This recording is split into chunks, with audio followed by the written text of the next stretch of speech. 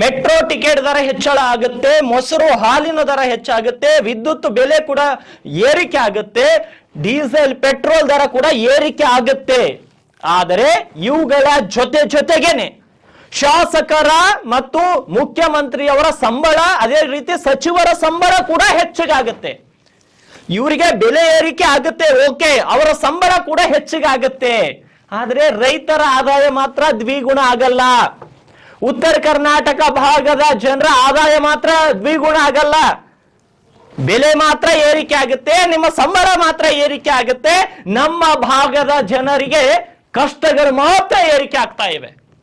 ನಿಮ್ಮ ಸಂಬಳ ಹೇಗೆ ಡಬಲ್ ಮಾಡ್ಕೊಂಡ್ರು, ನಿಮ್ಮ ಆದಾಯಗಳನ್ನು ಹೆಂಗೆ ಡಬಲ್ ಮಾಡ್ಕೊಂಡ್ರು, ನಮ್ಮ ಭಾಗದ ಜನರ ಪರವಾಗಿಯೂ ಕೂಡ ನೀವು ಯಾವುದಾದ್ರೂ ಯೋಜನೆಗಳನ್ನ ತಂದು ನಮ್ಮ ಆದಾಯಗಳನ್ನ ಡಬಲ್ ಮಾಡ್ತಾ ಇದ್ರಿ. ಆದ್ರೆ ಇವುಗಳ ಬಗ್ಗೆ ನಿಮಗೆ ಚಿಂತೆನೇ ಇಲ್ಲ. ಈ ಭಾಗದವರ ಬಗ್ಗೆ ನಿಮಗೆ ಗೌರವ ಇಲ್ಲ. ಈ ಭಾಗದವ್ರನ್ನ ನೀವು ಮನುಷ್ಯರಂತಾನೆ ಟ್ರೀಟ್ ಮಾಡ್ತಾ ಇಲ್ಲ.